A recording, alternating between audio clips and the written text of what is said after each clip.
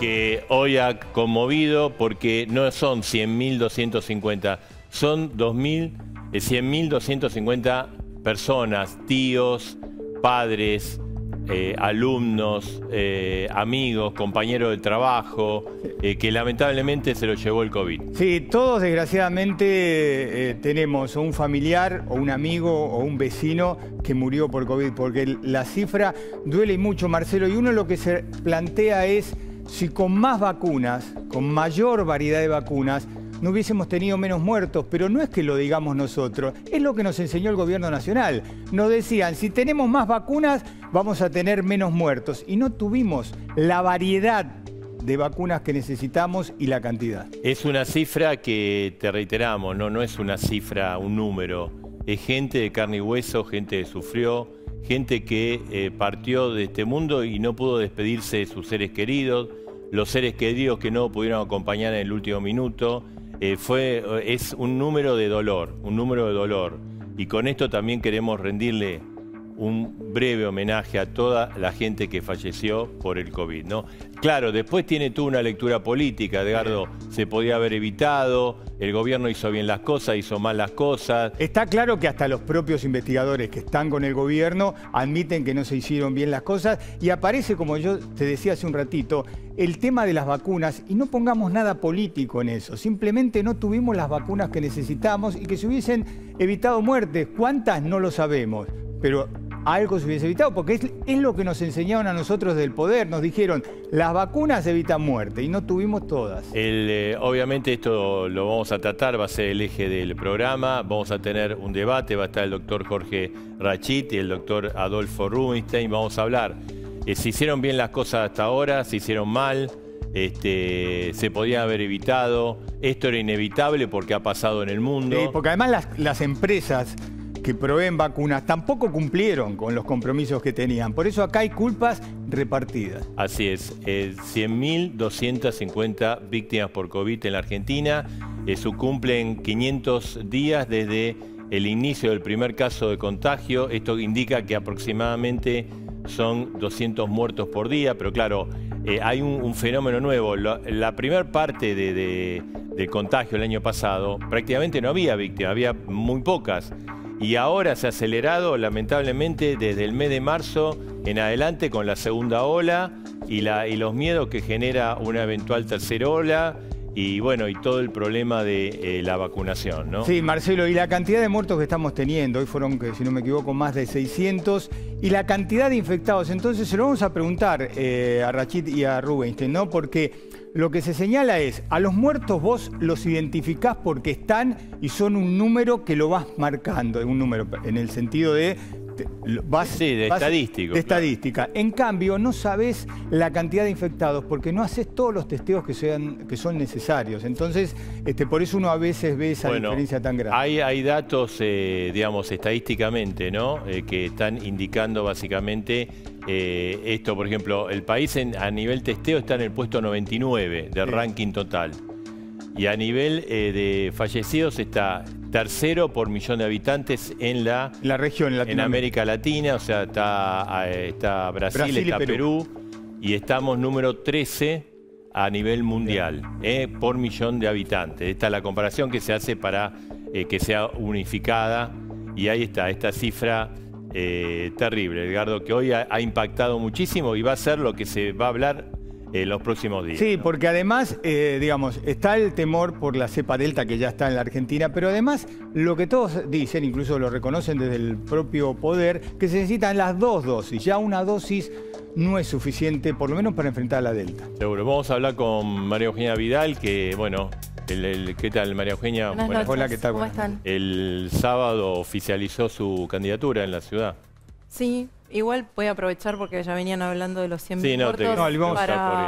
Ahora ya entro en eso, pero transmitirle el abrazo y las condolencias a todas las familias que están detrás de este número, ¿no? Que muchas veces los políticos hablamos de la pandemia y de lo que se hizo y de lo que no se hizo y pocas veces hablamos de las familias que están detrás de este número y nada, mandarles todo mi apoyo. ¿Y qué evaluación hace usted de cómo lo manejó el gobierno nacional?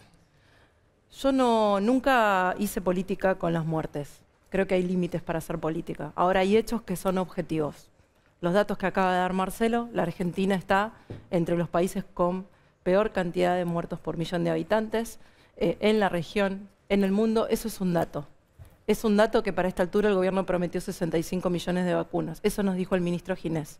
Y es un dato que tenemos 20 millones y 5 millones con segunda dosis nada más, y que estamos enfrentando una variante que requiere 2 dosis. Es un dato que tuvimos la cuarentena más larga del mundo para cuidar la salud. Y evidentemente este número muestra que no lo logramos y que además fuimos uno de los países que más cayó en su economía, sin espaldas, porque ya veníamos sin espaldas, y más puestos de trabajo perdimos y más sufrimos en lo económico. Es un dato que tuvimos 1 año y medio las escuelas cerradas y que hay muchos chicos que perdieron su vínculo con la escuela. Eso es la realidad. No es una evaluación política, no es una descalificación. Y esa es la realidad que enfrentamos hoy, ¿no? Lo más importante es qué vamos a hacer de acá en más para que este número no siga creciendo, para que las vacunas lleguen y podamos todos tener la segunda dosis. Hay todavía adultos mayores esperando la segunda dosis. Y todos los que somos familiares de esos adultos mayores estamos preocupados, y ellos mismos, y todos los días miramos en un diario si llega o no llega, y si llega la Sputnik, y si llega la AstraZeneca, y si llega el avión. Entonces necesitamos previsibilidad, que nos digan cuándo van a llegar todas las vacunas, cuándo va a terminar el plan de vacunación, para que sepamos qué nos espera. Claro. María Eugenia, ¿usted tiene alguna víctima? ¿Conoce Conocer, creo que todos conocemos a alguien que murió de COVID, y por supuesto todos hemos tenido enfermos en la familia, yo misma lo tuve, y todos hemos tenido porque además es un bicho muy traicionero, ¿no? A veces uno dice, uno es joven, es sano, no tiene antecedentes, y todos hemos conocido casos que han desafiado la estadística, cercanos, de amigos, de familiares. Así que pasé el último año y medio preocupado y en la incertidumbre, como todos los argentinos, y teniendo miedo de que nadie de mi familia se contagie o le pase algo. Y en medio de este panorama, ¿cómo se puede hacer una campaña política? Porque no sé si a usted le da esa impresión, a mí me da la impresión que la gente es como que no tiene en órbita que hay elecciones y menos que hay campaña, ¿no? Yo creo que la única manera de hacer campaña es la que yo conozco, que es estar con los protocolos, con el barbijo, con la distancia, escuchando en la calle, cumpliendo todo lo que se requiere, pero hay que estar. A mí el Zoom no me alcanza, es lo que hice siempre y es lo que voy a hacer ahora. Voy a ir, voy a escuchar, lo estoy haciendo todos los días de manera silenciosa, sin publicar nada, sin que salga en ningún medio, desde hace mucho tiempo, lo hice durante la pandemia, y lo que hay que hacer es escuchar y representar esa escucha. Hoy creo que hay mucho pesimismo, mucha tristeza en la gente. Claro. ¿Qué escucha? Primero, que no se llegan a fin de mes. Mucha incertidumbre, no solo desde la salud y desde la pandemia. Cuesta llegar a fin de mes. Mucha gente que ha perdido su trabajo formal, y si lo recuperó una changa, un trabajo informal con un salario más bajo. Y no es verdad que todo esté congelado. Los alquileres volvieron a subir, la nafta sube, ahora suben de nuevo las prepagas, la gente se va achicando, y la inflación no es la del 29 que el gobierno propuso, va a ser el 50. Y los salarios, aún con esta paritaria, están en el 40. Y los jubilados, si no cobran la mínima, no reciben un bono. Y hoy ser jubilado y ganar 40.000 pesos de jubilación no te permite llegar a fin de mes. Entonces creo que son problemas que están ahí, y donde además hay un reclamo de distancia del gobierno, ¿no? Porque vimos en la pandemia al dueño de un bar y un restaurante protestando en la calle, y al gobierno diciendo que no había que bajarse los sueldos. Y sí, eso genera distancia con la política. Entonces creo que mi responsabilidad, la responsabilidad de todos los que hacemos política hoy, es estar cerca, escuchar con humildad, y al mismo tiempo decirle a la gente que tiene una oportunidad este año, el 12 de septiembre y en noviembre, para decir si está de acuerdo con este camino, si esto es lo que quiere, ¿no? Y la oportunidad de elegir de nuevo una alternativa que ponga un límite, un equilibrio en el Congreso, que no le dé la mayoría al gobierno y que pelee por estas cosas. ¿Y qué está en juego en septiembre y en noviembre? Bueno, faltan 10 bancas para que el gobierno tenga la mayoría. Y yo creo que en ninguna democracia es bueno que el gobierno tenga la mayoría. Creo que siempre es mejor y más equilibrado que haya debate, que haya límites a los avances sobre la justicia, la ley del procurador, el límite a la reforma judicial, todas cosas con las que nosotros no estuvimos de acuerdo. El avance sobre las libertades, no solo creo que los problemas que teníamos en diciembre de 2019 no se resolvieron y se agravaron, porque hoy hay más pobreza, más indigencia. ¿Ustedes dejaron el gobierno? Definitivamente. no tengo duda de que hay más pobreza, más indigencia, que a la gente le cuesta llegar más a fin de mes. La Argentina tuvo en los últimos años un piso de 6 millones de trabajos formales. Perforó este piso. Hoy está en 5.800.000. Los trabajos que se recuperaron son trabajos en negro, son trabajos con salarios bajos.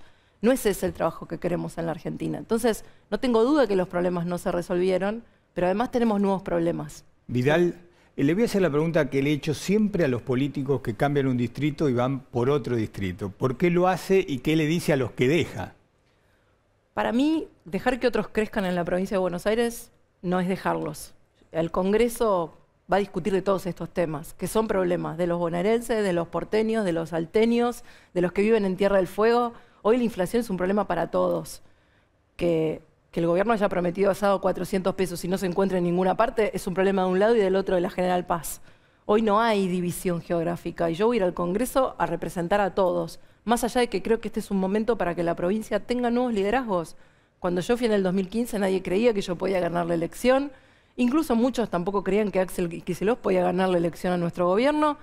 Y la provincia elige algo distinto, elige nuevos liderazgos y eso es lo que yo promuevo. ¿Pero cuál es el nuevo liderazgo? ¿Santilli o Manes? Bueno, primero creo que son dos candidatos que no estarían si yo no estuviera compitiendo en Capital. Creo que ya eso en sí mismo es bueno. Creo que es bueno que Facundo se incorpore en la política, como se incorporó Martín Tetas en la ciudad de Buenos Aires, como se incorpora Carol Lozada en Santa Fe. Manes integró su gobierno, era asesor, ¿no? Él fue asesor de mi gobierno los primeros 2 años. Yo lo convoqué a la lista en el 2017 y en ese momento sentía que no era su momento de participar en política. Así que a mí me parece bien que haya nuevas incorporaciones. Por supuesto, yo creo que Diego Santilli es mejor candidato.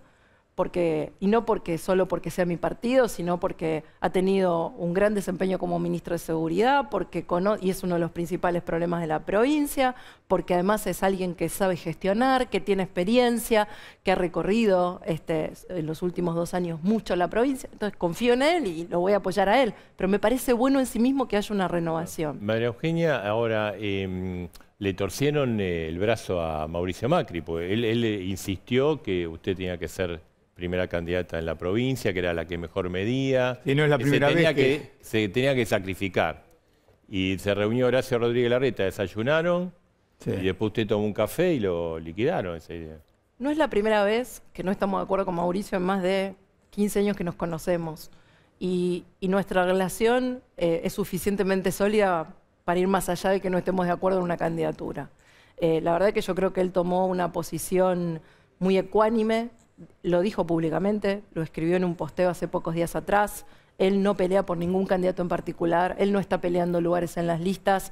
Él quiere acompañar a todos y quiere que Juntos por el Cambio vuelva a ser una alternativa de poder en la Argentina y un nuevo proyecto de país. Puede participar en un concurso de pulseadas porque no solamente le ganó a Macri, le ganó a Bullrich, a Patricia Bullrich también. Yo no siento que le haya ganado, yo siento que ella hizo un gesto que yo valoro, que es poco frecuente en la política, porque en política los gestos de grandeza no abundan, así que yo lo valoro y se lo reconozco. Pero digamos, esto de que la idea de Mauricio Macri era otra, un armado distinto, porque digamos, la democracia forma parte de esto, los armados y demás, a uno le puede gustar o no, pero y que se haya ido por otro camino, implica que también, como vos decís que en la provincia tiene que haber nuevos candidatos, a nivel de la conducción del PRO, en este caso, ¿tiene que haber otra gente que conduzca? Yo creo que el PRO y Juntos por el Cambio no necesita un liderazgo, necesita muchos. Creo que si hay algo que nuestro paso por el gobierno, uno de los aprendizajes es que nadie va a cambiar solo la Argentina y no hay un líder, ni un gobernador, ni un intendente que va a resolver los problemas tan difíciles que tenemos hoy. Necesitamos muchos líderes y necesitamos acuerdos que se sostengan en el tiempo también con los que piensan distinto. Necesitamos bajar los niveles de intolerancia. ¿Acuerdos con el gobierno, por ejemplo? Todo lo que sea bueno para la gente, hay que acompañarlo. No hay que tener mezquindad política o especulación de corto plazo. Yo no quiero decirle a los argentinos que tienen que esperar 2 años y medio para estar bien a que nosotros seamos gobierno. Si el gobierno propone cosas buenas para la gente, nosotros tenemos que acompañar. Y cuando el gobierno avasalla las libertades, cuando actúa con soberbia, cuando atropella, cuando desconoce lo que le pasa a la gente, ahí tenemos que estar nosotros defendiendo. Ese es nuestro rol. Vidal, usted hace un ratito habló sobre la situación económica, hizo críticas al gobierno nacional. Ahora, si usted escucha la otra campana, lo escucha Kicillof, Kicillof dice que su gobernación le dejó, palabra más, palabra menos, un desastre hecha a la provincia en materia de salud, en materia educativa, y que ellos tuvieron que hacer todo lo que ustedes no hicieron en medio de la pandemia. Yo no voy a contestar en ese nivel de generalidad o de chicana. Yo, de vuelta, tengamos un debate serio sobre hechos. La provincia de Buenos Aires se encaró esta pandemia con todas las guardias de los hospitales públicos hechas a nuevo. Y no solo lo edilicio, los equipamientos, el personal, el recurso humano, lo que hacía falta para atender a la gente. Si esas mismas guardias hubieran sido las que yo encontré en el 2015, seguramente la pandemia no se hubiera atendido igual. Lo mismo con las ambulancias. Cuando yo llegué a la provincia no había ambulancias. El 4% de la población tenía ambulancias. Hoy hay 119 municipios que tienen un SAME que funciona. Y eso se hizo en nuestro gobierno. Más de 200 centros de salud y atención primaria. Y yo sé que cortar la cinta de un hospital es mucho más vistoso y es mucho más público que abrir 200 centros de salud o mejorar 200 centros de salud en el conurbano. Pero eso es lo que le cambia la vida y ahí se hicieron los testeos y ahí se recibió y se atendió gente. Porque hablando de cortar, Cristina Fernández de Kirchner fue hace poco a un hospital y ahí le cuestionó el tema sanitario, como que le había dejado usted a... Un hospital como el Ludovico donde hicimos muchas cosas y ¿qué quiero preguntarle a los médicos? Vayan al área de nefrología, vayan al área de guardia, pregunten lo que hicimos. ¿Pero eso qué quiere decir? ¿Que Kicillof y Cristina están falseando, mienten, están falseando la realidad? Tendrán una mirada para mí parcial de la realidad. O sea, yo hablo de los hechos. De vuelta, las 2.500 obras están en una página web gratuita de acceso público, antes y después, con los pliegos de licitación. No son un relato, son un hecho. Uno puede ir, el Arroyo El Gato va, lo ve terminado, lo ve hecho. La parte que se avanzó en el canal Santa María de Luján lo ve, está hecho. Los miles de kilómetros de ruta están ahí y todos los bonaerenses que recorren las rutas lo saben y lo reconocen. Las guardias de los hospitales están ahí. ¿Qué faltaba hacer? Pero sin dudas. Ahora, mi espacio político gobernó la provincia 4 años.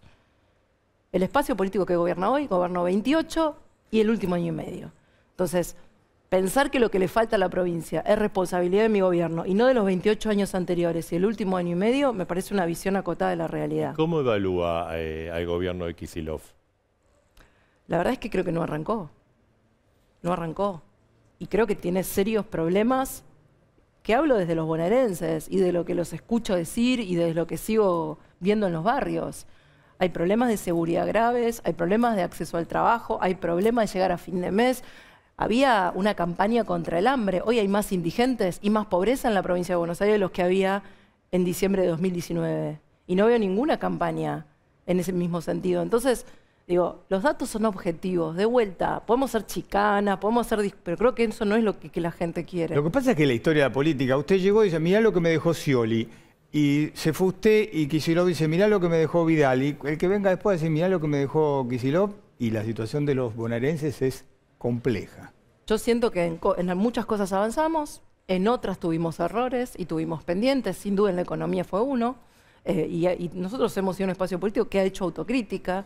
Digamos, creo que parte de hacer política honestamente es decir cuando uno se equivoca y no hace las cosas bien. Ahora, de vuelta, lo concreto es lo concreto, lo que se puede ver, lo que se puede tocar, lo que se hizo, y está ahí. Está ahí. Después podemos discutir si se podría haber hecho más, si se podría haber hecho mejor. Ahora este gobierno tiene la oportunidad de mostrar lo que va a hacer. Y me parece que la actitud de echarle la culpa a otro, la provincia se sabía tal cual como estaba en agosto, antes de la elección, en septiembre, en octubre. Todas las estadísticas estaban publicadas. La mitad de los municipios estaban gobernados por este partido que hoy gobierna. No se puede aludir desconocimiento de la realidad. ¿Cristina lo maneja Alberto? Creo que es la que de verdad tiene el poder hoy y es lo que percibimos todos los argentinos, lo cual me parece muy grave para la democracia y para la gente que eligió a Alberto presidente, no Cristina presidente. ¿Por qué? Porque, digamos, el presidente es Alberto, digamos. Sí, pero la sensación es que las decisiones no se toman ahí. Y eso es lo que se transmite. Pero igual, más allá de quién tome la decisión, es una lista, así se acordó y es un problema de su frente político. A mí me preocupa una vicepresidenta que en un año y medio prácticamente no habló de la pandemia ni de los muertos, se habló más de sus causas judiciales. ¿Y qué explicación le encuentra a eso? Bueno, uno habla de lo que le importa, ¿no? De lo que son sus prioridades. Claro. Y ahora, y si, digamos, ustedes no logran en Capital y en la provincia, en todo el resto del país, imponer, digamos, que la gente los vote, ¿cuál es el peligro que ustedes ven? ¿Qué puede pasar? O sea, ¿se consolida el gobierno? Creo que con mayoría automática el gobierno que puso más de 10 impuestos en 1 año y medio va a seguir poniendo más impuestos. Y va a ser más difícil que la gente que quiera dar trabajo pueda seguir o pueda volver a dar trabajo. Uno no tiene que ir a una multinacional para entender que el problema del trabajo en la Argentina es la carga impositiva. Vayan al kiosco de la vuelta. Si no, cerró en la pandemia. Pregúntenle al dueño de un bar, pregúntenle a una pyme que tiene 15 empleados, 10 empleados, cómo hace para tomar más gente y si está dispuesto a tomar más gente. Y si no la toma, ¿por qué? Y cada uno de esos que no toman a alguien es un argentino que está sin trabajo y que no tiene trabajo. Si logran mayoría, ¿van por todo para usted? Yo creo que si logran mayoría, si el oficialismo logra mayoría, va a consolidar la ley de superpoderes, van a lograr la reforma de la procuración para que solamente sea la mayoría automática la que decida quién es el jefe de los fiscales en la Argentina, que no solo lleva adelante la investigación contra la corrupción, sino contra el narcotráfico, sino contra los secuestros extorsivos. Tenemos que tener un fiscal independiente. Van a decir una reforma de la justicia con la que no estamos de acuerdo y que creemos que no se ocupa de los problemas de la gente. La reforma de la justicia que propone el gobierno no se ocupa ni de que la gente tenga una sucesión más rápida si muere alguien en la familia, ni que los juicios de familia o de divorcios o problemas de alimentos se resuelvan, ni que alguien que quiera adoptar pueda adoptar más rápido. No se ocupa de la diaria de los argentinos, se ocupa de los problemas de las causas judiciales de los políticos. Entonces creo que se necesita un límite, sobre todo después de 1 año y medio donde vimos que cuando al gobierno le damos poder, lo que hace es avanzar sobre nuestras libertades. Y nos genera nuevos problemas que antes no teníamos. Que nuestros chicos no vayan a la escuela, que quien viaje no sabe si puede irse o si puede volver, y que sea estigmatizado porque se puede pagar un pasaje, y que haya división, y que haya restricciones a la libertad. ¿Y cómo se imagina usted frente a Máximo Kirchner en el Congreso? Me lo imagino como me imagino frente al resto de los 200 y pico de diputados con los que voy a interactuar, a colaborar. Digo, yo no siento que el Frente de Todos sea mi enemigo, es mi adversario. Y de vuelta, si lo que proponen para la gente es bueno, nosotros como hicimos durante toda la pandemia, y lo hicimos en el gobierno de la provincia también, cada ley que el gobernador propuso, nosotros la acompañamos para manejar la pandemia. No dije que era su enemigo, yo dije cómo se ve frente a él, cómo lo ve como político a Máximo Kirchner. Bueno, creo que soy una de las figuras más importantes del Frente de Todos, ¿no? Y que representa a la vicepresidenta. Usted estuvo en Estados Unidos, ¿no? Estuve hace poco, sí. Estuvo creo que lo acompañó Lacunza también. Sí, también estuve con Hernán Lacunza, sí. Suyo y de Economía. ¿Y qué le dijeron en Manhattan, Estados Unidos? ¿Cómo ven la Argentina? Que no creen en la Argentina, que no van a invertir en la Argentina. No va a haber una confianza y no hay confianza en la Argentina hoy para poner una fábrica acá, para generar fuentes de trabajo acá. Están esperando ver un plan. Están esperando que haya acuerdos sobre ese plan, están esperando una previsibilidad. Hoy lo que sentimos los argentinos es lo mismo que se siente afuera, que vamos y venimos, que no tenemos un plan, que hay más ideología, soberbia y agresiones que respuestas concretas, y alguien que quiere invertir quiere saber qué es lo que va a pasar en el país donde va a invertir y donde va a generar trabajo. Eso hoy no está. ¿Es cierto que opinan así sobre Alberto Fernández, sobre Cristina Kirchner, que no ven seguridad jurídica en la Argentina? Pero también opinaban parecido con Macri y no llegaron las inversiones que Macri pensó que iban a llegar porque no sabían realmente, sobre todo el último año, año y medio, cuál era la política de Macri en materia económica. La inversión como porcentaje del PBI creció durante el gobierno de Mauricio. Llegamos a un 21% a fines de 2017, hoy estamos en un 13%. Ese es otro dato. Entonces, vinieron inversiones, no las suficientes, seguramente que no las suficientes. Sí. Ahora, más de las que venían antes, también. Lo que pasa es la inflación durante el gobierno de Macri. Así es. Durante el gobierno de Macri y ahora, ¿no? Es un problema. ¿Sabe por qué, María Laura? Porque a veces los políticos piensan, bueno, el 12, la elección de las PASO, el 14 de noviembre, y para la gente el 13 lo mismo el 14 que el 15, la vida que sigue. Por eso entonces la inflación... Por eso es importante que haya un plan. Porque la inflación no se va a combatir ni yendo a perseguir con militantes en los supermercados a ver cómo están las góndolas, ni se va a resolver prohibiendo que la carne salga de la Argentina cuando eso genera fuentes de trabajo y necesitamos los dólares para crecer. no se va a resolver, se va a resolver con un plan serio. Y se va a resolver con un plan donde todo el mundo vea que estamos juntos en un plan serio que le diga a los argentinos que hay un camino. Quiero volver al tema de la interna del PRO, porque usted sabe que los sectores, digamos, más duros del PRO la cuestionaron muchísimo vía red. No sé si serán troll, no sé quién los manejará, no sé, viste, por ahí podemos decir algún nombre, pero la cuestionaron muchísimo. Diciendo, no, ¿por qué se pasó? Había prometido estar en la provincia, un montón de cosas. Y también, de alguna manera, dicen, esto le quita potencial electoral a la oposición. Yo creo que vamos a hacer, estoy convencida que vamos a hacer una muy buena elección, en provincia, en capital y en todo el país. ¿Y qué le dice a esos sectores duros? Que los que ganan en elecciones, y esto lo creí siempre, cuando ganamos y cuando perdimos, se equivocan los políticos cuando creen que lo que gana una elección es una persona. Ganás si sabes representar a la gente, y no es un crédito personal. Y nuestro desafío es representar lo que los argentinos quieren hoy. Y eso no depende de un nombre. El proyecto Juntos por el Cambio es mucho más grande que yo misma. Y yo creo que vamos a tener muy buenos representantes en provincia, muy buenos representantes en capital, y bienvenido el debate interno. A mí me gusta Juntos por el Cambio, donde, a diferencia de otros espacios políticos, no hay un dedo que decide. Bienvenido. Bienvenido al debate quiere decir que usted va a debatir con Macri, en el sentido Macri ya no es el líder que era antes. No, quiere decir que hay más de un líder, y eso es bueno. Y eso no limita ni disminuye el lugar que tiene Mauricio, que fundó Juntos por el Cambio, que hoy es la principal alternativa de oposición en la Argentina, que fue el primer presidente no peronista que terminó su mandato en 90 años, y sigue teniendo un lugar relevante en Juntos por el Cambio. Y hay también otros liderazgos en el radicalismo, en la coalición cívica, en el peronismo republicano y en el PRO, y eso está bien, y no es algo malo, es algo bueno. Si usted gana las elecciones en la ciudad, encabezando la lista, puede decir, bueno, yo le voy a discutir también el liderazgo a Rodríguez Larreta, o hoy es Rodríguez Larreta el líder natural del PRO. De vuelta, creo que a la sociedad argentina en el 2023 le tenemos que proponer no 1, 2 o 3 liderazgos, muchos liderazgos, porque los problemas que hay que resolver son grandes. Y eso para mí es es un aprendizaje de nuestro gobierno. No es una persona con un equipo, son muchos líderes que vengan a transformar el país con la gente, por supuesto. Y María Eugenia, ¿y cómo fue esa reunión con Macri? ¿Entraron, cafecito?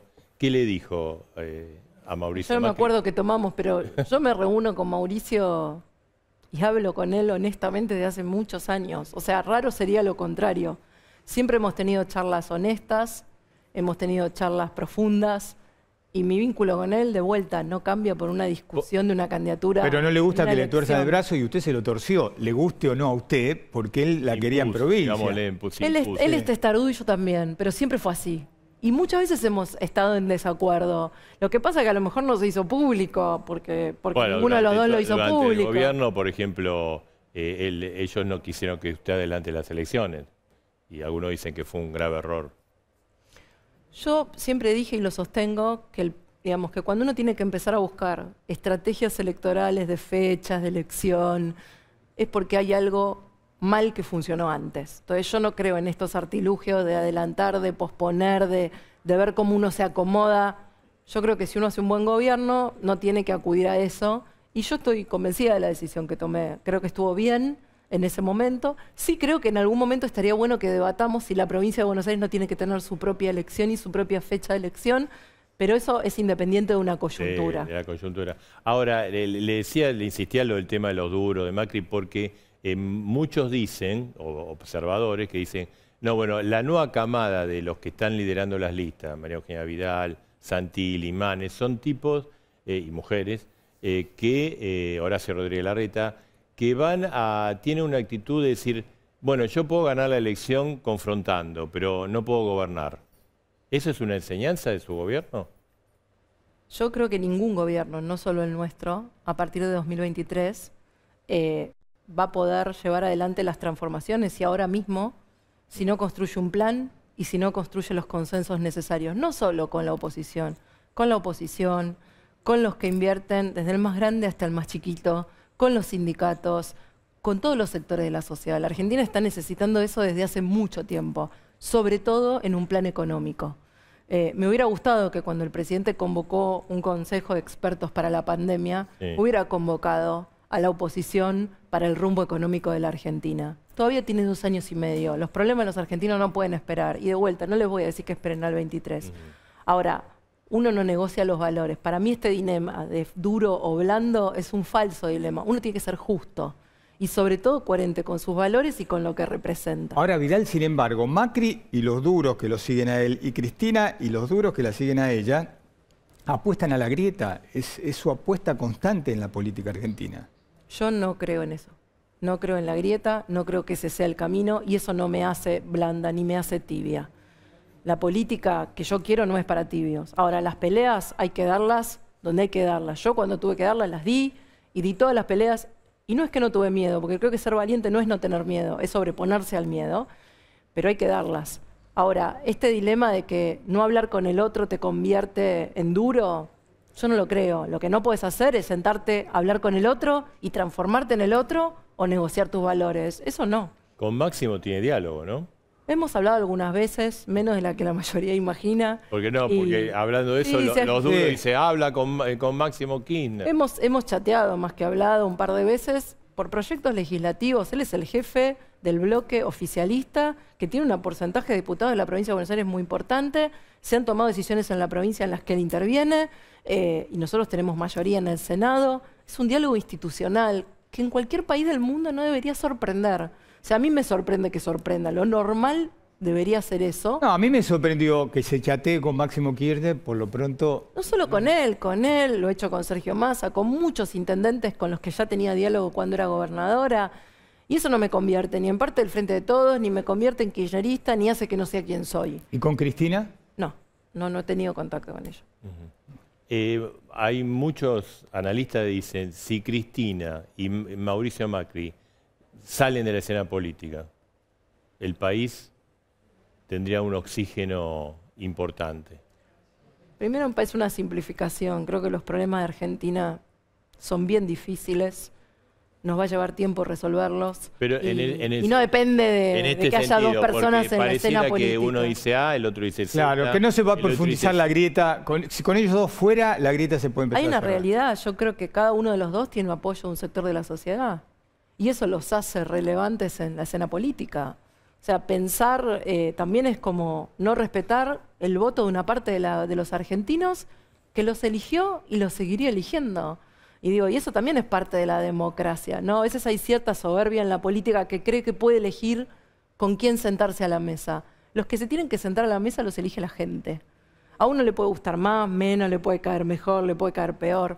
Pero los que se sientan en una mesa a discutir sobre la Argentina y a tomar decisiones para la Argentina, los eligen en la elección los argentinos cada vez. Y en esta elección tienen la oportunidad de decidir quiénes quieren que se sienten, quiénes quieren que decidan en el Congreso. ¿Le gusta la interna con López Murphy o le incomoda? No, le doy la bienvenida. Me parece, yo soy de las que cree que Juntos por el Cambio se tiene que ampliar, que tiene que ampliar su representación, lo respeto y en buena hora que tengamos una paz. La vamos a invitar a debatir, ¿eh? Sí, por supuesto. Ahora, a ver, desde el punto de vista objetivo, uno que tiene tantos años de ver política, con el respeto de la figura de López Murphy, pero ahí gana caminando usted esa interna y se supone que la elección legislativa en la ciudad tampoco va a tener problema para ganar. Distinto es el caso de la provincia de Buenos Aires, donde así todo todavía el Frente para Todos lidera las encuestas. Yo aprendí después de muchos años de participar en elecciones como candidata y como no candidata, como soy simple militante, que nunca hay que dar ni por ganada ni por perdida una elección. La gente es la que elige siempre. Por suerte, no son los dirigentes políticos los que deciden. Al final, ordena la gente. Porque a veces dicen lo bueno es que una persona con un carisma como usted, que sabe que va a ganar, siempre es bueno que tener una lista de oposición porque eso le da en la interna un poco más de fuerza. No, la incorporación de Ricardo está pensado desde un lugar más amplio, está pensado para que seamos más. En esta lógica de que tenemos que ser más para cambiar la Argentina, en buena hora que Ricardo se sume al frente. Las encuestas dicen que gana, bueno, hay que ver, falta un montón, ¿no? Pero que gana ampliamente, digamos, que el PRO, bueno, la capital gana. ¿Esto la posiciona para ser candidata a presidenta?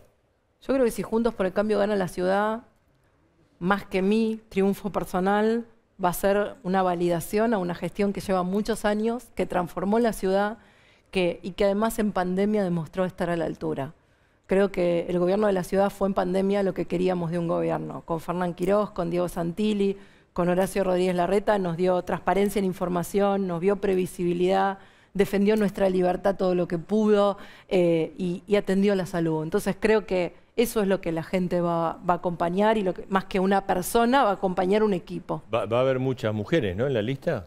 Eso espero, 50 y 50, y creo que es un avance de la paridad, en buena hora. ¿Quién va a acompañarla a usted en segundo lugar? Todavía no estamos dando a conocer la lista, segundo ya está Martín Tetaz, cierto. Y yo le doy otra buena incorporación a Juntos por el Cambio, y va a ser una muy buena lista, es una lista de la que me siento muy orgullosa. ¿No? Sería tercera en la lista. Seguramente va a integrar, no quiero decir los lugares, pero la respeto mucho a Paula, así que buena hora que me acompañe. Bien, muy bien. Bueno, María Eugenia, gracias. Gracias a ustedes, gracias por la invitación. Por estar acá, bueno, un día con esta cifra que lo que decíamos, son gente, ¿no? Gente de carne y hueso, familias, y todos tenemos a alguien que lamentablemente partió. Mi abrazo a todos ellos. Gracias. Gracias. Está Sergio Berni, el ministro pero de antes Seguridad. la bomba. Y la bomba, por supuesto. La carpeta de Máximo. De Máximo, sí. La carpeta que todos quieren ojear, ¿viste? Que todos quieren ver, a ver qué sale de esa carpeta. ¿A qué nos estamos refiriendo, Marcelo? Al tema de los candidatos. Claro. Al tema de los candidatos. Porque, a ver, los que van a digitar... Cristina y Máximo tienen la virome para Desde ya le vamos a decir, esta bomba viene con una chapa, una promoción. El 24 vamos a estar acá, en el cierre de lista, porque en Frente de Todos, 23:55, ahí se va a saber. Como todas las elecciones, nosotros estamos el día del cierre con un programa especial. ¿Qué dice esa carpeta? Bueno, en esa carpeta que todos quieren ver, porque vos viste cuando señalaste que nadie quiere decir soy candidato, porque todos tienen miedo a el dedo y la lapicera de Cristina y de Máximo, que si uno dice quiero ser, lo borren.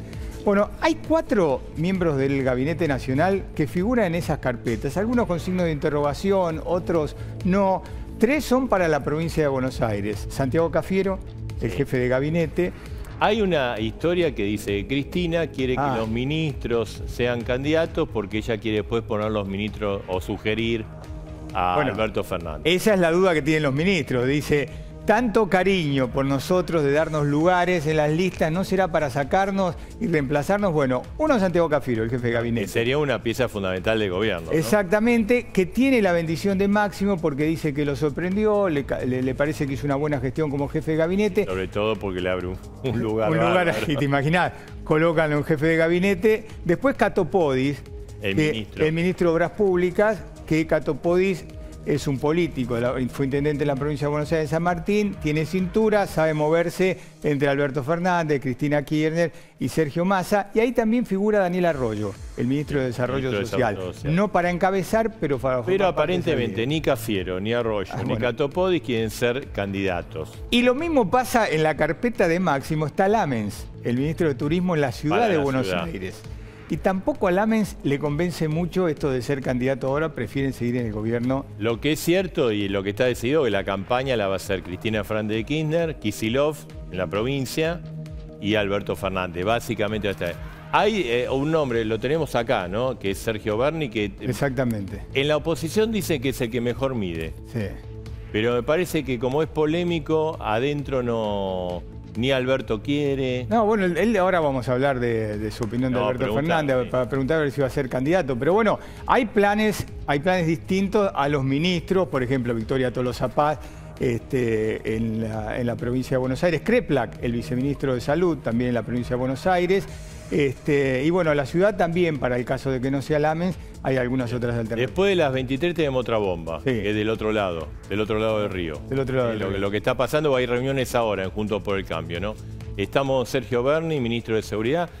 La oposición dice, Sergio Berni es el que mejor mide, pero no lo van a poner.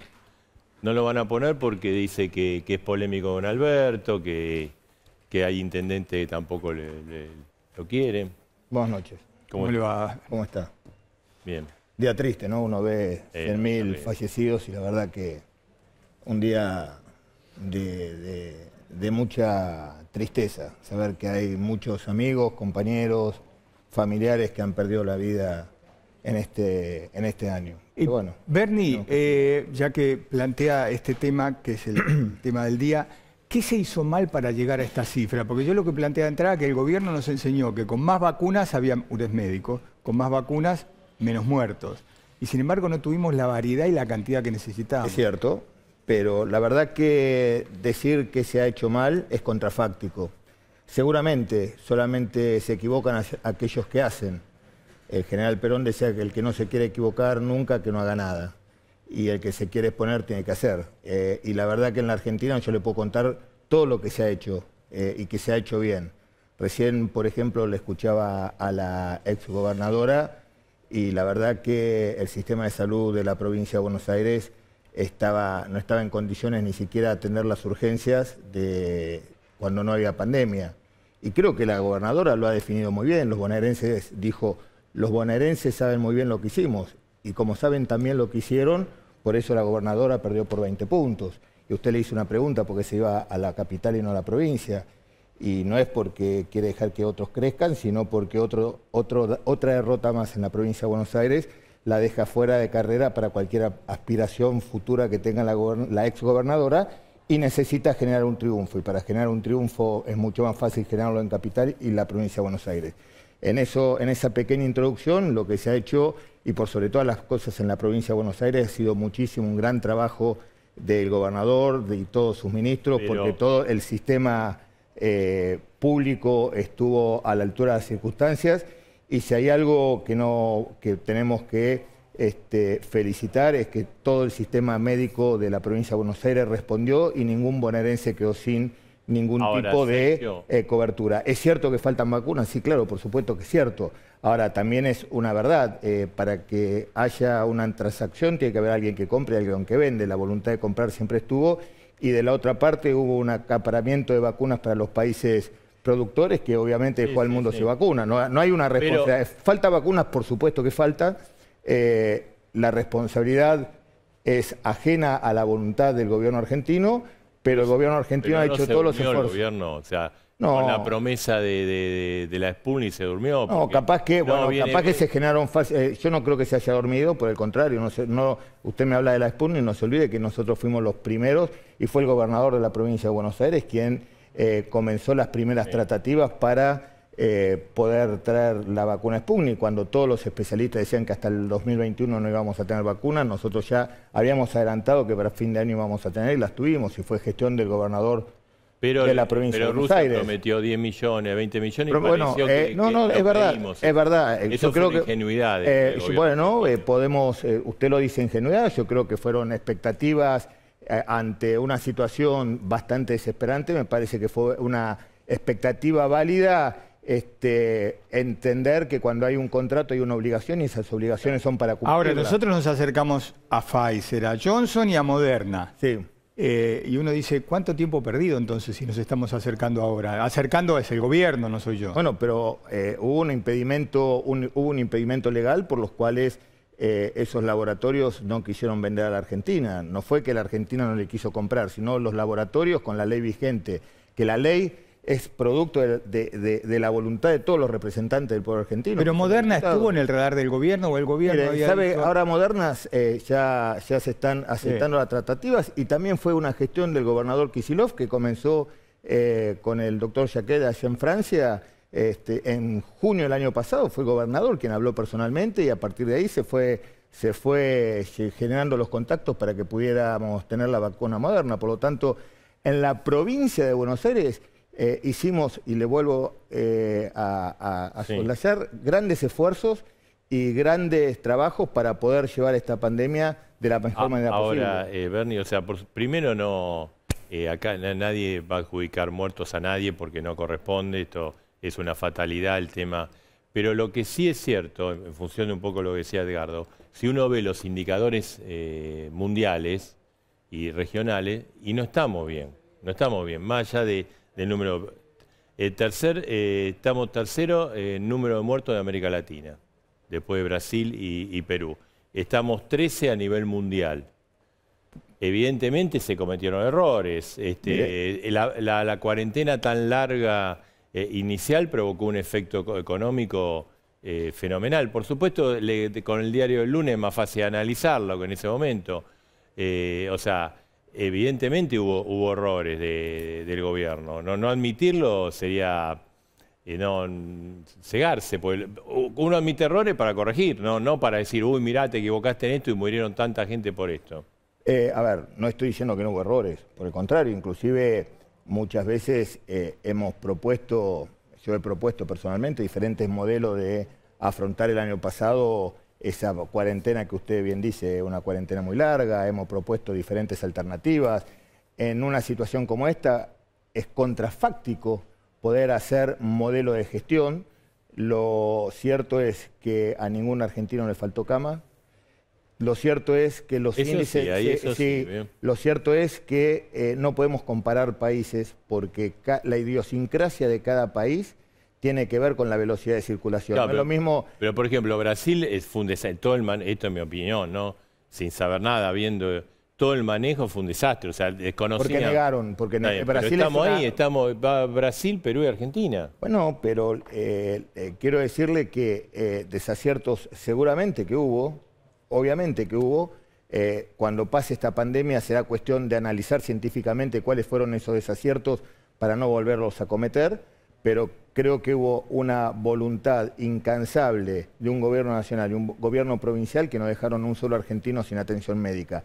No tuvimos las imágenes que vimos en países desarrollados. ¿El gobierno de la ciudad? No, también, sí, por supuesto. Obviamente el gobierno de la ciudad. Yo creo que todos hicieron un gran esfuerzo, con diferente grado de responsabilidad, porque no es lo mismo la provincia de Buenos Aires, con la extensión y la cantidad de habitantes que tiene, que el gobierno de la ciudad, que el 80% de sus habitantes se atienden en la salud en el medio privado.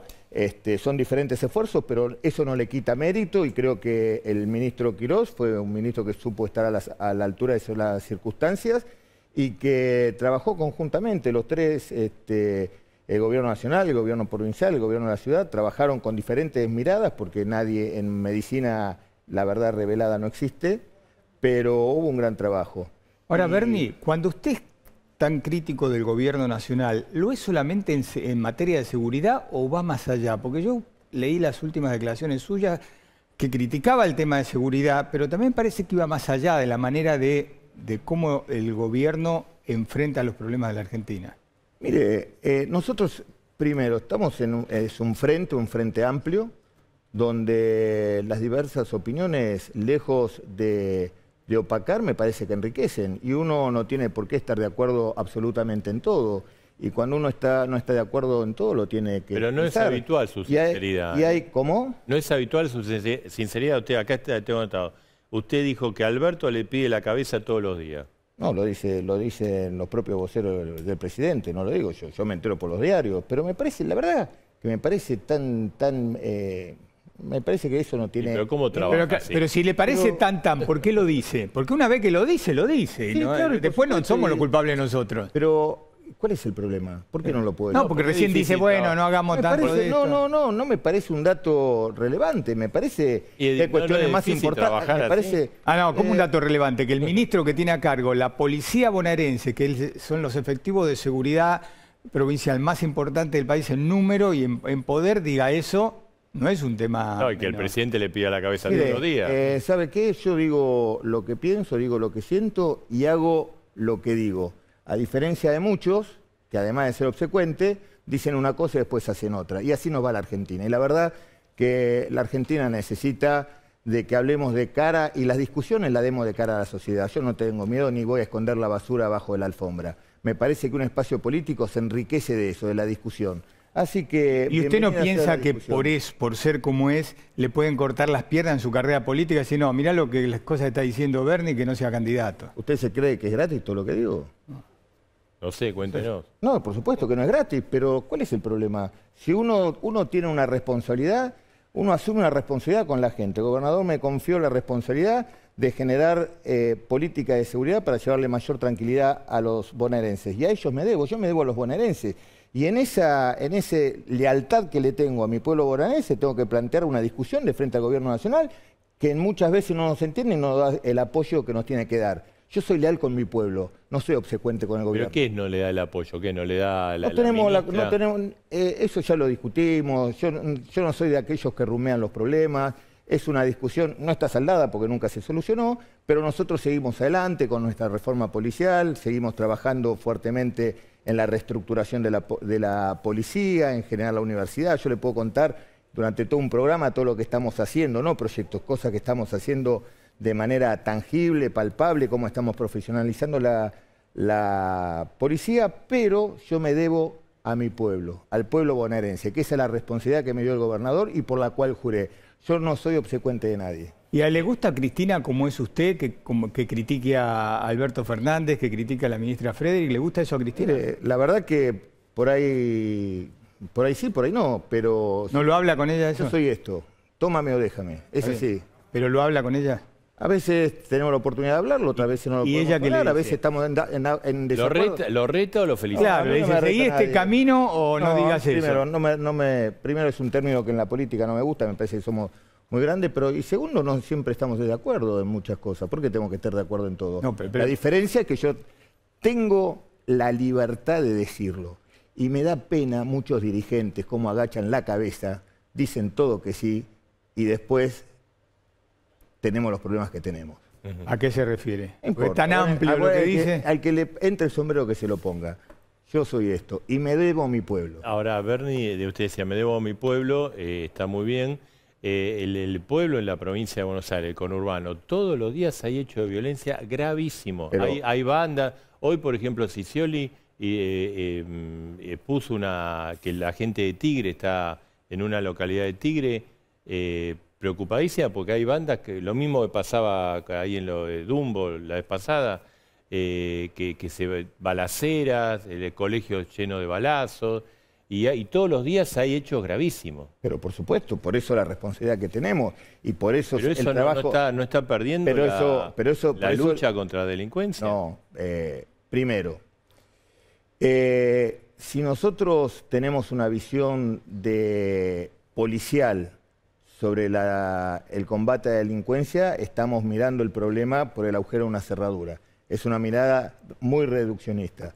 La policía es un factor importante en la prevención, pero no es el único ni es el exclusivo. Me parece que tenemos serios problemas a los cuales hay que abordar y me parece que esta elección es un buen momento para discutir una profunda reforma judicial que tiene que estar a la altura de las circunstancias. Y una reforma judicial y una reforma se quiere quedar con el poder judicial. Y una reforma judicial donde la justicia sea parte de la solución y no parte de los problemas. Hoy todos sabemos, porque no hace falta discutirlo, que hoy la justicia es parte del problema. Acá no tenemos que mirar la reforma judicial intentando pensar que son reformas para beneficiar a alguien en especial. Nosotros necesitamos una justicia ágil, una justicia expeditiva y una justicia que sea justicia. No una justicia que usted detenga a un delincuente a la mañana y mientras el policía todavía no terminó el expediente, lo detenemos y estamos... Mira, hay un montón de casos. Pero usted qué está diciendo entonces, que en la provincia de Buenos Aires hay un nivel de delito grande porque los jueces no encierran a los delincuentes. Es parte del problema, la justicia es parte de la génesis de la delincuencia. No es exclusivo tampoco, es parte de ese problema. Ahora, estamos haciendo un esfuerzo muy grande, los números delictivos han bajado, pero eso es irrelevante. Han bajado, sí, han bajado. Al que le toca, pero por supuesto, mire, nosotros estamos hablando de una pandemia. La provincia de Buenos Aires, además de esta pandemia de coronavirus, viene arrastrando una enfermedad endémica, que el doctor le puede explicar bien lo que es una enfermedad endémica, que es la inseguridad. Y por eso el gran esfuerzo que está haciendo el gobernador, la inversión que está haciendo y los cambios estructurales que estamos haciendo, algo que viene de arrastre de años. Pero esto no es una justificación. Yo tengo la obligación de explicarle porque a la sociedad todo lo que estamos haciendo estamos en el noticiero y cubrimos los hechos que se conocen el día anterior, toda la gente en general dice, no pasa la policía aparece cuando viene una cámara, se reúnen aquello a las 5 de la mañana, se reúnen 20 vecinos, se levantan, van, que piden seguridad, aplauden. O sea, que es un problema gravísimo. Si no fuera un problema grave, no estaríamos acá trabajando de la manera que trabajamos. Así como sabemos que hay un problema grave, el bonaerense sabe el gran esfuerzo que estamos dando y la gran inversión que estamos haciendo y el trabajo que estamos haciendo para terminar de manera contundente con una falla estructural de la policía. Y vuelvo a repetir, la policía es un mecanismo más de la cadena de seguridad, no es el único. Es uno más. La política social. No es el único. No hay posibilidad de generar políticas de seguridad por fuera de un marco de inclusión social. Por lo tanto, la educación, la contención social, la justicia, el servicio penitenciario. Bueno, que los chicos no tuvieran colegio presencial también es un factor. Me parece que la educación es un sistema fundamental a la hora de la prevención del delito. ¿Ese fue un error de Kicillof? No tiene que ver la génesis del delito que estamos hablando con la suspensión temporaria de las clases producto de una pandemia.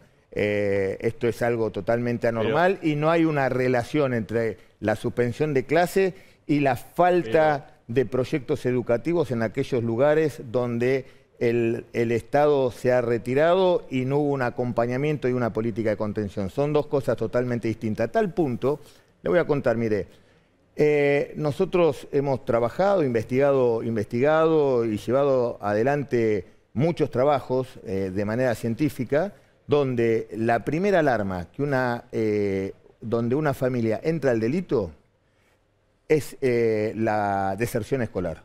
Claro. Cuando un chico deja la escuela, es el primer síntoma cuando la familia entra en el delito. Se habla que a raíz de la pandemia y la no presencialidad hay como 1 millón de chicos que no se sabe... Sí, no, bueno, pero no eso es, no hay un correlato continuo. Lo que estamos hablando de la falta de escolaridad de verdad, no esta suspensión temporaria, que bueno, fue una decisión epidemiológica. Pero vio que le dieron la bandera a la educación a Rodríguez Larreta. Fue un error, me parece. ¿Por qué? Y no, porque, bueno, él quedó como que él quería abrir... Bueno, lo que pasa, vuelvo... Y ante al PRO le decían que no quería la escuela pública y fue el que agarró la bandera de la escuela pública. Mire, recién estuvo acá la gobernadora, es la primera gobernadora en la historia de la provincia de Buenos Aires que deja un gobierno con menos aula de la que recibió. Así que si hay alguien que no puede hablar de educación es el PRO. Si vamos a discutir de educación, no discutamos la presencialidad cuando estamos en una pandemia, discutamos la inversión en educación, discutamos dónde están los 3.000 jardines maternales que dijo el macrismo que iba a hacer, discutamos la falta de vacantes. Es una vergüenza que en la ciudad de Buenos Aires un juez tenga que intimar al jefe de la ciudad para que inscriban a un chico en el colegio por falta de matrícula. Eso es discutir la educación. Discutir la educación es qué porcentaje de nuestro PBI vamos a invertir. Esas son políticas educativas. Discutir la presencialidad es discutir científicamente sobre algo que no tiene ningún Bernie, sentido. tenemos que cerrar la nota, pero no quiero dejar de preguntarle si están ensamblando bien la policía de la provincia con las fuerzas de seguridad federales. ¿Por qué? Porque la gente quiere ver bonaerense, quiere ver gendarme, prefecto, policía de seguridad aeroportuaria, federales. ¿Cómo están trabajando bien? ¿No tiene quejas usted ahora? La verdad que no sé dónde están las fuerzas federales, no lo sabemos. Eso es el... bueno, a ver. Esa es la crítica a Federico. Es una crítica. Pero se supone que usted... Esa es la realidad. La realidad, como le dije recién, yo me debo a los bonaerenses y como me debo a los bonaerenses, no voy a esconder la cabeza bajo la almohada. Me parece que tenemos que discutir muchas cosas, tenemos que discutir cosas con el gobierno nacional que a veces le molesta. Bueno, lo tenemos que discutir igual, le gusta que no le guste, porque nuestra responsabilidad es defender los intereses del pueblo. Está bien, pero preocupa que usted diga eso, por lo menos lo que vimos en el conurbano, que diga no sé dónde están las fuerzas federales. ¿Y a usted qué le parece? ¿Que lo digo con alegría? Sí, no sé, usted es el ministro de Seguridad. ¿Pero que le quiere socavar Lo digo con total responsabilidad. Me parece que esto es una buena oportunidad para tomar conciencia que debemos discutir ciertas cosas en beneficio de los bonaerenses. Yo le digo, yo veo la policía bonaerense, también veo fuerzas de seguridad nacional, qué sé yo, por ahí no están en forma coordinada. Por ahí están en una esquina uno y enfrente está el otro. Y no se distribuye bien Se lo acabo de decir. No le gusta, está en contra. No, perdón, se lo acabo de decir, ¿o no? ¿No le respondí? Más o menos. ¿Cómo más o menos? No, sí. no. ¿Qué otra o sea, está en contra de lo que No, es que está en contra. Yo le estoy contando una realidad. Usted me pregunta, ¿hay coordinación? Le digo, no, porque no sabemos ni dónde están siquiera. Es increíble, ¿no? Con los casos. Por supuesto, y por eso alzó la voz, aunque muchos se enojan. Ahora, todos forman parte del mismo frente que usted dice que es tan amplio. Por eso levanto la voz y muchos se enojan. Lo lamento, mi responsabilidad es con el pueblo de la provincia. Bernie, arrancamos después se derivó en la oposición dice que usted sería el mejor candidato. Bueno, la verdad que en nuestro caso... ¿Quiere ser candidato o no? Mire, ¿O usted como los demás ministros no, discúlpeme, a mí en eso de los que no quieren ser no me encasille. ¿Sí? ¿Usted quiere ser? El general Perón nos enseñó, los puestos de gestión son puestos de lucha, ¿sí? No son puestos de beneplácito. Por lo tanto, aquellos que tenemos responsabilidad de gestión, a la hora que suena el clarinete, tenemos que estar en la línea donde la conducción diga que tenemos que estar. Y nosotros tenemos conducción. Y vamos a estar donde la conducción política nos diga que tengamos ¿Donde diga Cristina? Esa conducción es Cristina, por supuesto, y el gobernador de la provincia de Buenos Aires. Bien, o sea que si le dicen... ¿Te quedó claro? Lo llama el 24, vamos a estar acá. No necesita ni que me llame. A mí no. Le pone el nombre y usted acepta. Es mi obligación, es mi obligación. O sea, usted sería candidato. Eso lo define, primero. No, pero a usted le gusta, o sea, sí, no sería como un ministro, no, quiero quedarme de ministro. A mí toda esa sanata no me va. Es nuestra responsabilidad. Aquellos que somos militantes tenemos una responsabilidad ante la gente, hasta ante nuestra conducción. El gobernador, Cristina Fernández Kirchner, sabe que ni siquiera necesita consultarme. Voy a estar donde la conducción necesita que esté, porque sé que eso es lo mejor para nuestro espacio político y para... Encontramos un candidato. Escucha. Sí, pero te hago cuando vos le decís algo de Frederick, va para el frente, tira la pelota para adelante, va. Cuando le preguntás, ¿quiere ser? Bueno, lo que diga mi jefa... ¿Qué le acabo de decir? ¿Qué le acabo de decir? Yo ni siquiera me tienen que preguntar. Yo voy a estar donde tenga, si tengo que ser candidato, voy a ser candidato porque nuestra responsabilidad está por encima de nuestros deseos personales. Gracias por ayudarme. Absolutamente. Si los políticos dijeran sí o no, sería todo mucho más fácil. Yo le contesto. Si se lo pregunté 10 veces, ¿otra vez quiere ser candidato? ¿Qué le dije? Voy a hacer lo que me digan que tenga que hacer. Claro, sí, no quiere decir sí o no. Claro, por supuesto que tengo que hacer. Gracias, Bernie. Gracias. Bueno, vamos a entrar en el debate de esta cifra, ¿no? La mostramos acá, 100.250 víctimas en el día... de hoy se conoció, obviamente, ya realmente es una cifra que duele, no hay que politizarla, pero bueno, hay que reflexionar porque estuvo bien lo que actuó el gobierno, estuvo mal, se podría haber evitado o no, o era algo inevitable y bueno, y estamos sufriendo como el resto del mundo. Lo vamos a debatir. Sí, ¿era algo inevitable o se podía haber evitado llegar a 100.000? Absolutamente evitable. Y yo lamento que se esté tratando este tema por parte del principal partido de la oposición tan miserablemente. Y lo digo con todas las letras. Era totalmente evitable si se hubiese, por ejemplo, cumplido el DNU que sacó el presidente de la Nación y el señor Larreta lo rechazó y lo judicializó y advertimos... El de las clases. Perdón. Era un DNU de cuidado de la vida. No, las clases era uno de los elementos. Pero el señor Larreta, el señor Schiaretti, el señor Perotti, de nuestro espacio, el señor Gutiérrez, de Neuquén, negacionistas, el señor Larreta acude a la Corte Suprema de Justicia y 4 personas, porque la doctora Hilton se excusó, en sus casas, porque no van a trabajar, porque tienen miedo al virus, mandaron millones de chicos, 14 millones en total, chicos, docentes, no docentes, padres y abuelos a las calles donde está el virus y anunciamos que se venía una tragedia epidemiológica fuerte, dramática, como la que vivimos. Le voy a dar un solo dato. El 1 de marzo, 14 días después de que se iniciaron las clases, teníamos 56.000 muertos en la Argentina. 3 meses después, tenemos esta cifra. ¿Alguien me lo puede explicar? ¿Cuál es la lógica sanitaria de este tema? La única lógica sanitaria es haber salido a buscar el virus y a infectar el conjunto. Es más, debo decirle algo que los va a afectar. En la provincia de Formosa hubo un muerto durante el 2020.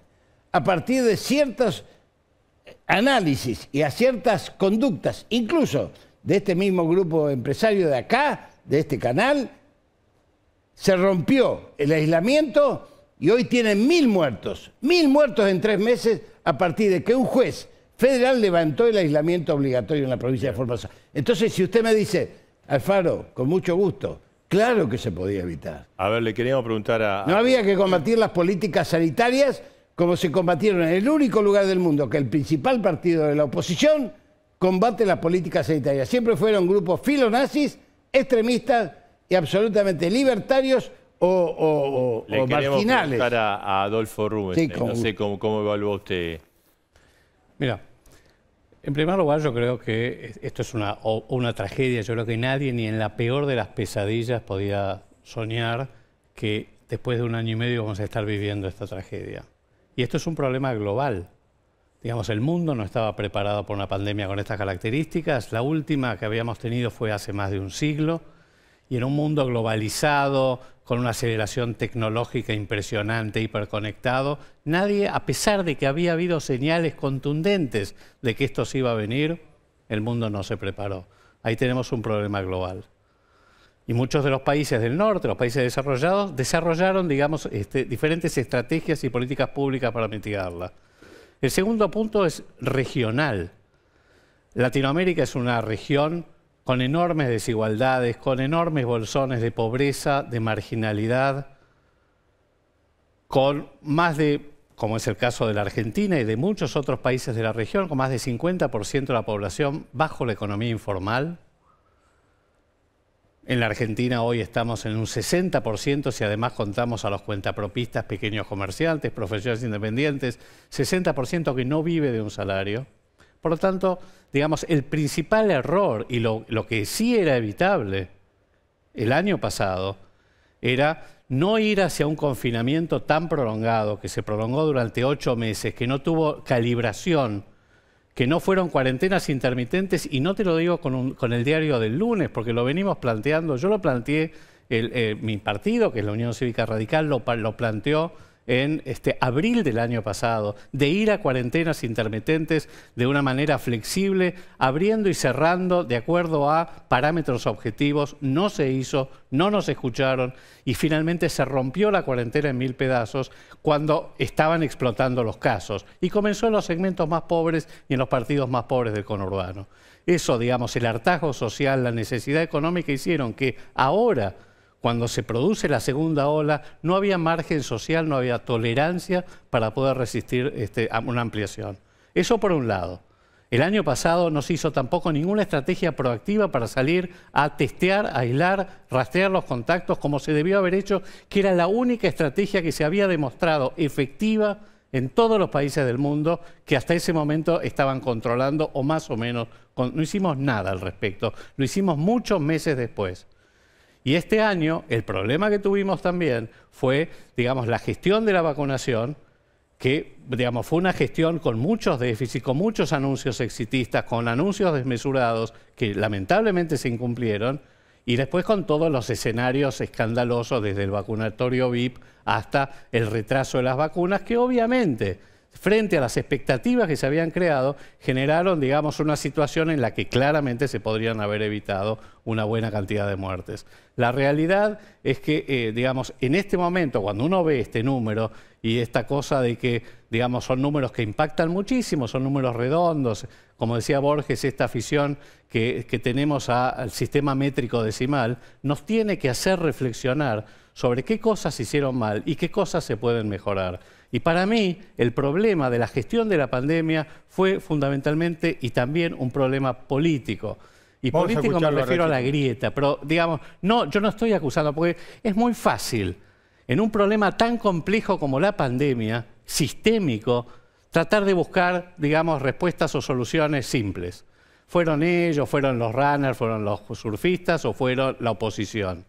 Y no es así, es mucho más complejo el problema. Creo que la grieta lo que hizo en este sentido fue evitar que se pudieran buscar los consensos políticos y sociales que podrían haber encaminado las cosas distintas. Porque si hubiera habido un consejo asesor amplio, independiente, multidisciplinario, con participación de la oposición, como fue al principio de la pandemia, porque los primeros 2 meses, no olvidemos, que el presidente se puso al hombro la pandemia y obtuvo el apoyo cerrado de la oposición y de la sociedad. y se fue perdiendo. ¿Por qué? Porque se enamoraron de la situación, una suerte y burbuja emocional que fue el aislamiento, porque parecía que nos estaba yendo bien, y luego se encontraron con una enorme trampa. Esa es la realidad. Sí, yo lo que...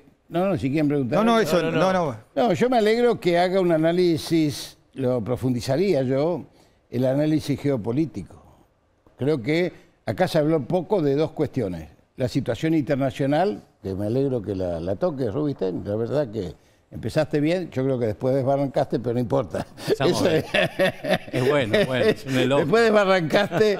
No, porque yo soy un tipo que discute, pero después desbarrancaste por lo que voy a decir ahora. Y lo segundo que no se planteó fue el tema de la guerra. Esto es una guerra. En una guerra la vida siempre está primero, y me parece que con el doctor vamos a coincidir, que todo lo demás es secundario. Como bien dice Adrián Paenza, alguien que convivió en esta casa incluso, cuando sonaban las sirenas en Londres, todo el mundo, ricos, pobres, corrían a las cloacas llenas de ratas a salvar sus vidas. Acá no hubo una sensación. Y por otro lado, la cuarentena no fue la más larga del mundo. Duró 59 días. Y esto lo voy a decir por qué lo digo, y por qué digo 59 y no 64. Porque nosotros medimos todos los días por los teléfonos celulares y la ocupación del espacio público. Entonces, cuando yo tengo 4 millones de personas, tengo 4 millones. Cuando tengo 6 millones, tengo 10 millones, tengo 10 millones. Esto lo medimos todos los días juntos con otros índices, como la tasa de incidencia, que es una tasa fija a nivel internacional y que incluso el gobierno nacional, frente a algo que yo no comparto, puso una tasa de incidencia de 500 cada 100.000 para intentar sacar una ley justamente en el sentido que dice el doctor Rubinstein, que de tener un semáforo intermitente que determine cuándo se cierra, cuándo se abre, como tienen todos los países del mundo.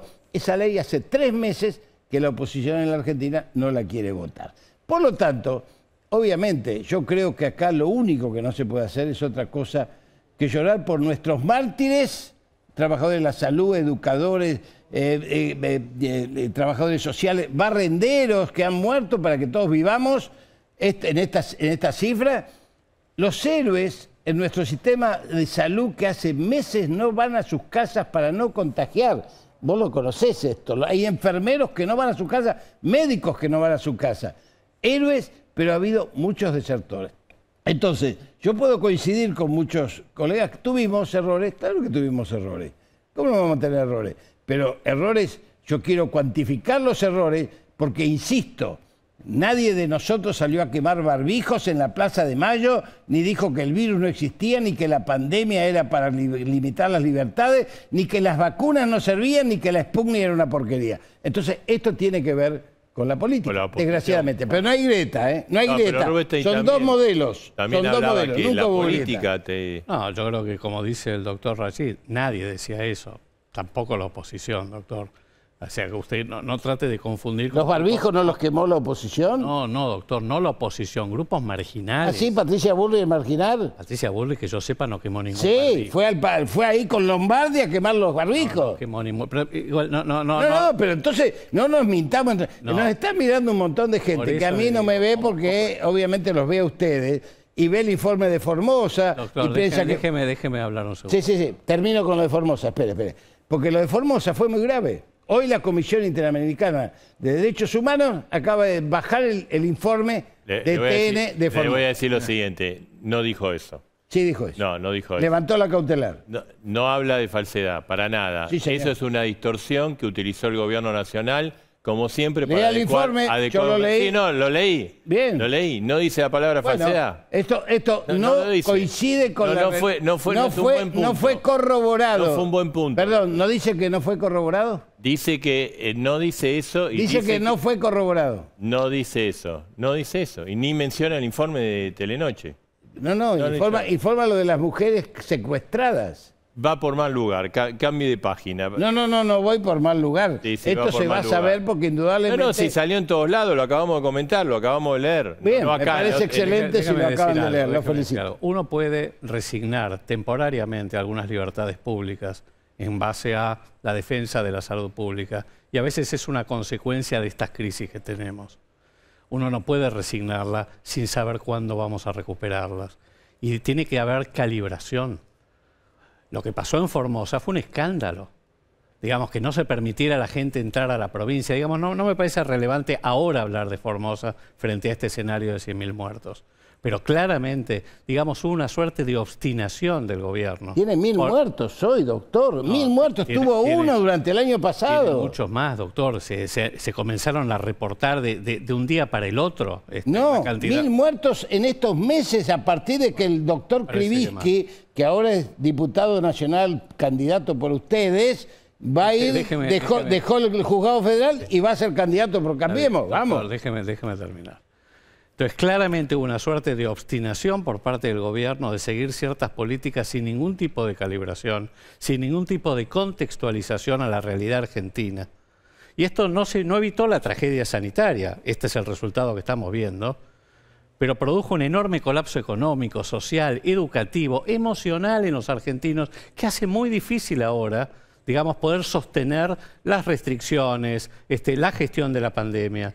Y yo creo que ahí, digamos, me parece que el principal error, si uno tiene que decir, bueno, ¿dónde se equivocó el gobierno? Se equivocó en no generar un clima de concordia y un contrato político con la oposición, como lo hizo el presidente al principio.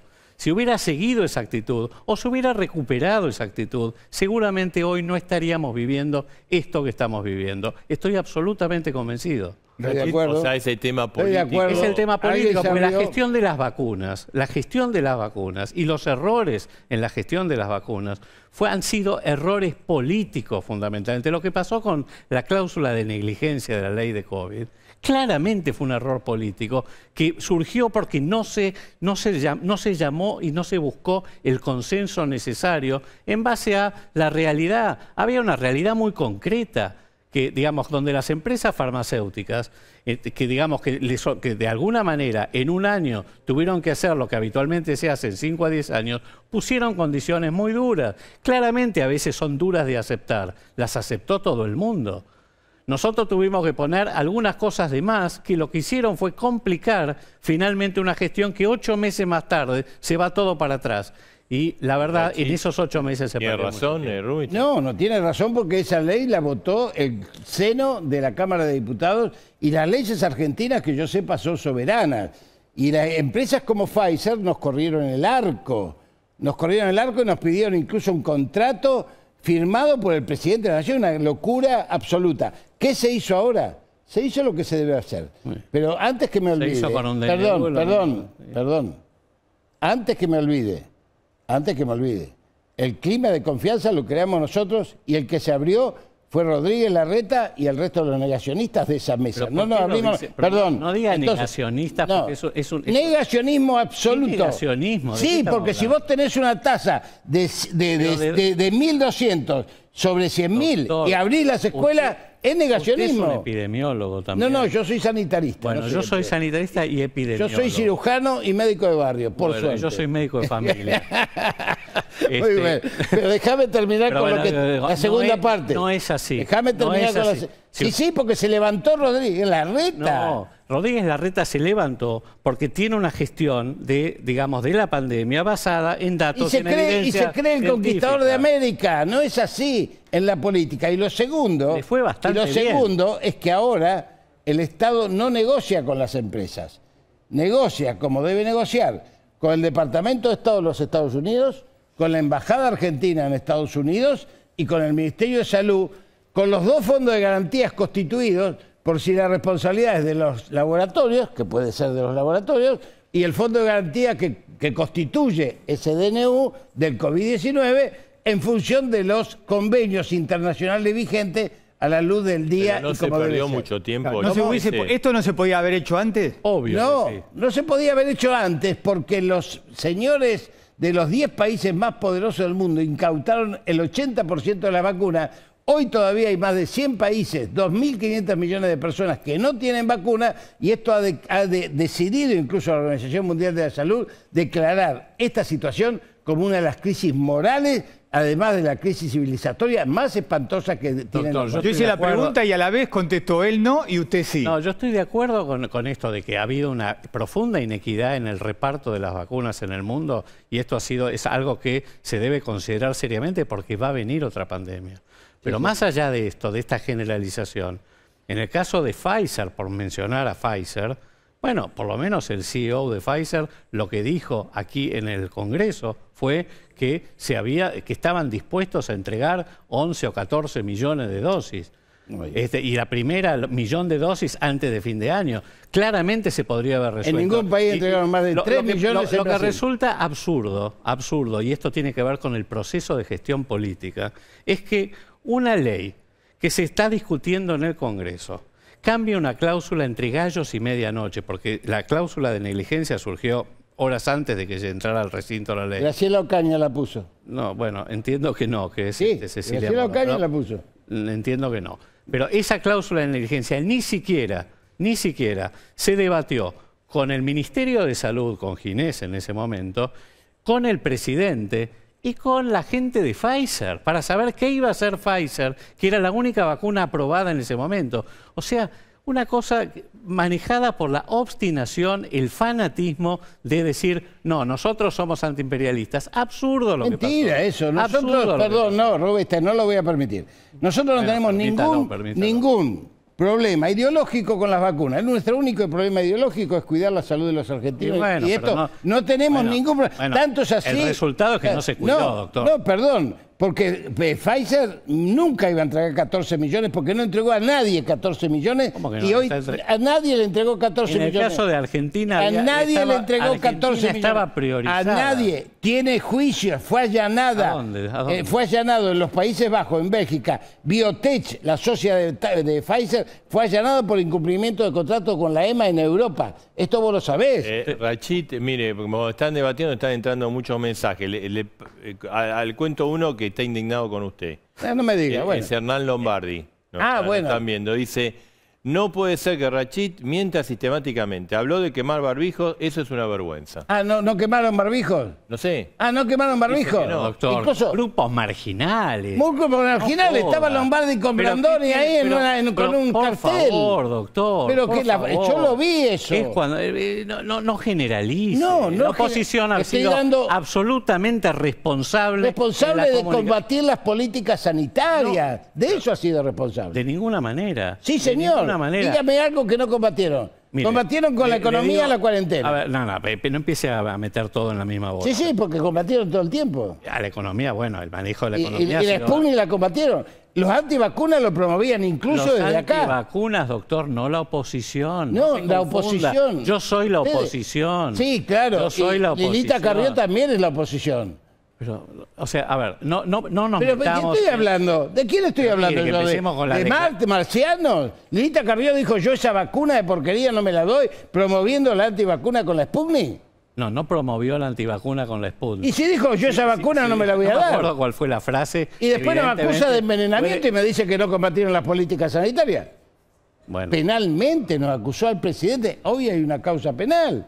Doctor, la oposición como tal, a través de sus comunicados, de sus partidos, la oposición formal, al contrario, apoyamos absolutamente todas las medidas conducentes a mitigar la expansión de la pandemia y obviamente la vacunación. Ahora, usted tampoco puede, digamos, negar que la oposición tiene claramente que controlar y que los escándalos que han habido con la vacunación... No se les cayó una idea para colaborar, ¿eh? Se les cayó una sola idea. Si quiere, yo desde la Fundación ALEM, que son los grupos técnicos del radicalismo, hicimos al menos 4 documentos que le presentamos al gobierno de gestión de la pandemia. El primero de ellos a fin de abril del 2020. Hablamos de la cuarentena intermitente, hablamos de, digamos, de la salida.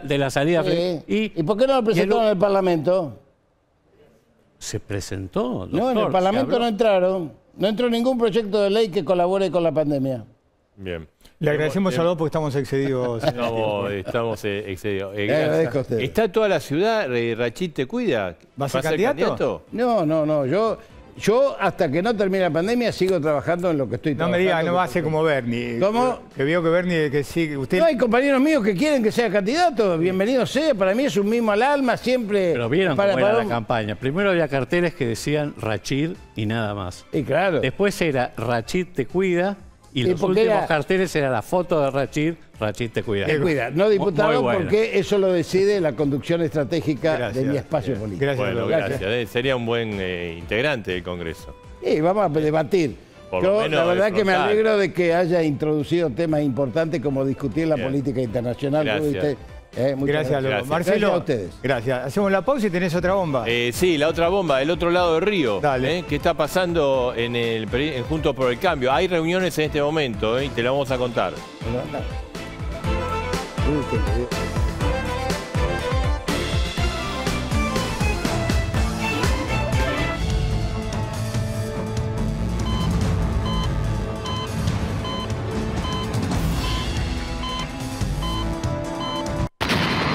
Tuvimos una primera bomba vinculada con el Frente para la Victoria y los candidatos, y esta segunda con Juntos por el Cambio. Mira, me está llegando información mientras que parezco periodista deportivo, ¿viste? Sí. Hacen esto. No, la información que tenemos es que hoy hubo una cumbre entre Horacio Rodríguez Larreta y Sanz por el tema de la provincia de Buenos Aires, con el objetivo de a ver si se unificaba todo, o sea, que no había interna. Y porque te digo una cosa, es desgastante esa interna para Juntos por el Cambio, ¿eh? El PRO dice, no, bueno, una interna, lo que pasa es que, bueno, el PRO quiere que primero sea Santilli y segundo Manes, que en realidad tendría que ir tercero por el tema del cupo. Claro. Y Manes quiere ser primero. Después de esa reunión, si bien hay una gran voluntad, la idea es que va a haber una interna en la provincia de Buenos Aires. Y en este momento hay reuniones en el PRO, porque bueno, están negociando con Jorge Macri, ahí sí hacer una lista única. El que no va, ya está, es Esper, que va aparte. Sí, va aparte. Sí, con el tema de Macri y los intendentes del PRO, estuvieron hablando mucho con él, porque también decían que Macri no esté integrado a esto. El viceintendente Vicente López era todo un problema, ¿no? Entonces lo que estaban tratando de hacer es de convencerlo. Lo que pasa es que Macri... Lo que pasa es que parece que está pidiendo todo. Lo que pasa... Sí, y además... Yo me bajo, pero pido todo. Y además Macri, Jorge, está viendo la candidatura a gobernador de la provincia del 2023, que dice me corresponde, pero sabe que Santilli, si gana, va a decir... candidato. Exactamente. Claro. Bueno, y el otro dato, ¿no? Un dato que tiene que ver con el mundo de la famosa también. El marido de Pampita se tiró a la política. Va a ser candidato también. Sí, la lista de Ricardo López Murphy. Ahí estamos viendo la foto. Ahí estamos viendo la foto, acá está. Mirá, ahí está García Moritán. Sí. Entonces va a ser candidato al legislador por la lista de Ricardo López Murphy. Después hay otros conocidos, ¿no? Sí, claro. Está Sandra Pita, investigadora del CONICET, que fue muy crítica del kirchnerismo, es muy crítica. Está el especialista en relaciones internacionales y periodista, trabajaba mucho en distintos medios, Gustavo Segré. Así es.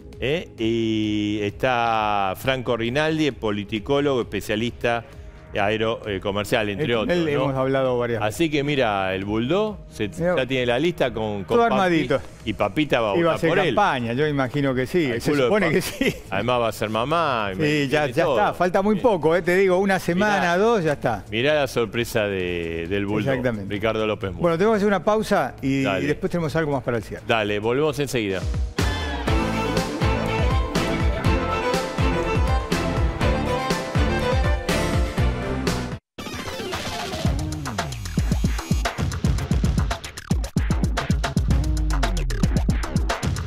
Qué momento a dos voces.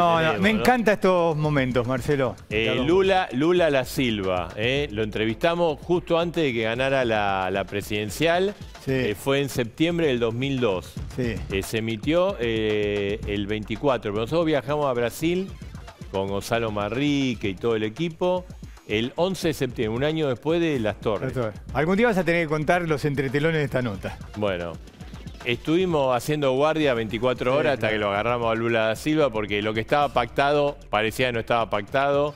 Finalmente la obtuvimos y esta fue la nota y el momento a dos voces. Con respecto al Mercosur, hay un tema que, digamos, es uno de los sectores económicos más importantes en el Mercosur, que es el tema automotriz, ¿no? Entre Brasil y Argentina. ¿Qué posición tiene usted, teniendo en cuenta que desde Argentina se piensa de que siempre en este acuerdo bilateral automotriz, siempre Brasil mantuvo una ventaja sobre Argentina?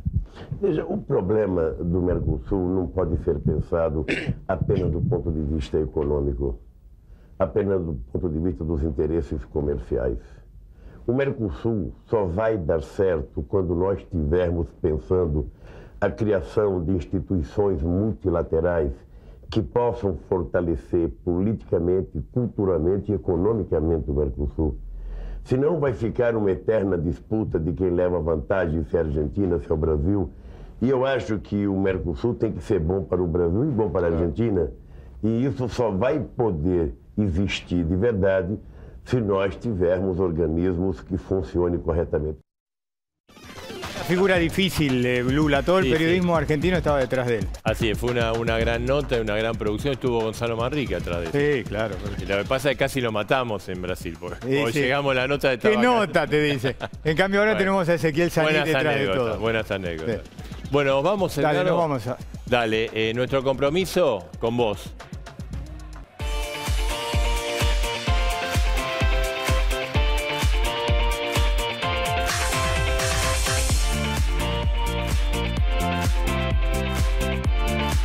Siamo fuori dalla Coppa, un giorno